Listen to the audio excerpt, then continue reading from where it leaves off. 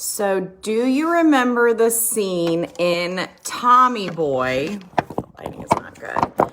In Tommy Boy, when Tommy is ordering the chicken wings from Helen, or am I the only one that remembers that and has that scene memorized?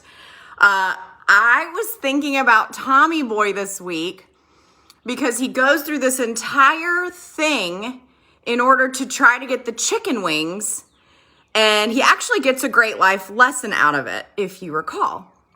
And that applies to my life this week, so I thought I would come on and share with you guys one of my all-time favorite scenes where Tommy and Richard sit down at the diner, and Helen comes up and wants to know what they want to eat. And Tommy wants chicken wings, and she says, no, the kitchen's closed, right? And I could do a dramatic interpretation, but that's not necessary. But then he realizes that he says, okay, fine, I'll just have a couple of sugar packets. So if you've seen this movie and love this movie, you know exactly what I'm talking about. And then he starts to explain to Helen why he sucks at sales.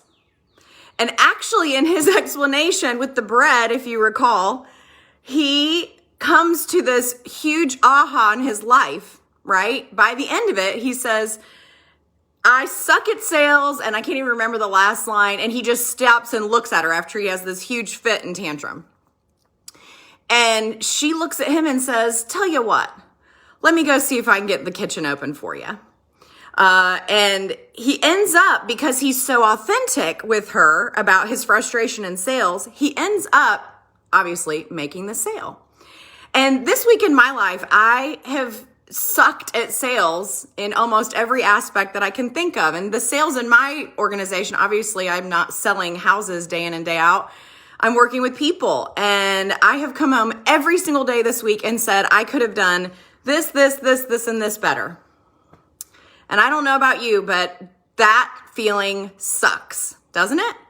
And yet, if I don't do something with that and reflect on it and change something, obviously, that I'm doing, it will continue to happen. And yesterday, I even lost my cool on one of my partners. I really can't tell you the last time I lost my cool on a partner or in someone in business. And at the end of it, I just thought, goodness gracious, you have got to get a hold of yourself. What in the world is wrong with you? But this is what happens with growth. So if you're an entrepreneur and you're growing a company and it's growing at a pace occasionally more rapidly than you can keep up with, that is what you'll experience, right? You experience frustration. You experience reflection on, do I suck at this? Or am I going to continue going with this? And the answer for all things, there's this saying that one of my friends said to me, don't wish it were easier, wish you were better.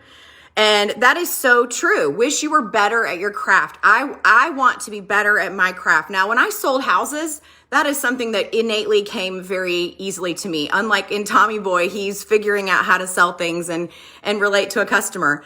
Now, leading people after growing an organization, right now I'm talking to team leaders who want to grow an organization, that is not the same skill set. And I went to school to be an educator. I did not go to school to learn how to be a business leader. And so there are certain things that I am always going to struggle with or have to work extra hard at to master because I'm 41 years old and a pretty new entrepreneur.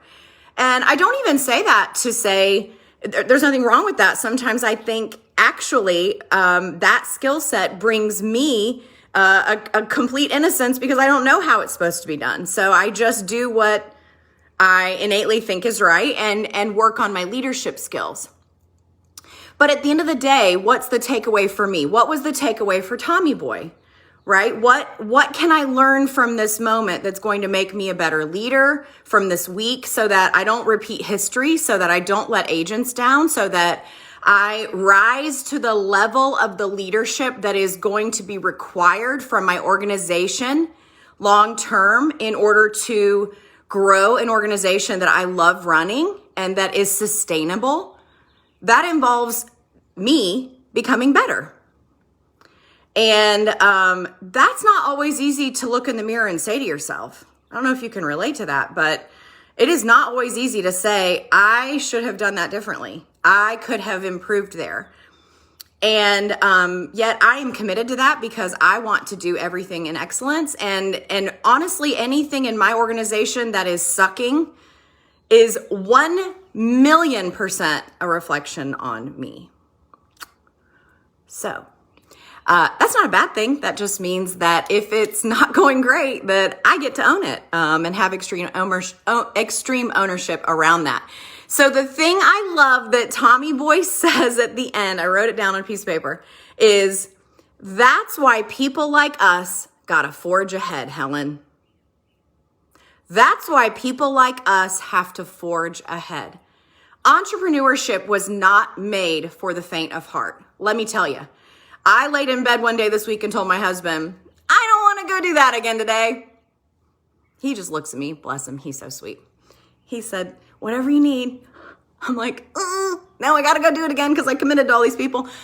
But that's the point, right? It's not always going to be easy. It's not great benefits and great things that happen in the future. And 5 years from now, 10 years from now, the life that I can build and help create for myself, my family, all the agents that work with us, the clients that use us, it doesn't come without great sacrifice. It doesn't come without great frustration. It doesn't come without incredible amounts of doubt and fear, right? Nobody really talks about that, but I gotta be honest, I haven't been at doing that this long, and it is so scary some days. It's scary to stand up in front of a group of people and tell them we're doing this or going in this direction and having the faith that they will trust you as their leader. And so we've got to forge ahead. And I just love that. I love the fact that we, at the end of the day, get to forge ahead, try again, right? And be committed to our mastery of our craft. And I am anything but a perfect person. I will tell you at the end of that heated conversation with my partner, I did say sorry. I said, I am so sorry. Obviously, my emotional maturity in this one little area that we were discussing was not there by any means, right? It was at a very, very, very low level. But you know what? If you can't own that, and I'm happy to own that. Not every day. It's easier said than done. Ego gets in the way, right? Because we want to be right. We want to look good. And that's just not real life. So anyway, that's why people like us gotta forge ahead, Helen. Take it from Tommy Boy. If you have not watched that film and you are in sales, you must go see how he gets the victories, gets the confidence, and then at the end of the movie, he really knows who he is. And there's something very refreshing and exciting about knowing who you are on your journey. Not ever going to be easy. I can guarantee you that. It is not easy. Some days I wake up, like I said, and I don't want to do it again. And yet at the end of the day, I know we're changing lives. We're helping customers. We're having a great experience, and together we're stronger. So I hope that encourages you today. I hope you'll watch that film this weekend and take it to heart. And I hope that it helps you. Take care, guys. Bye.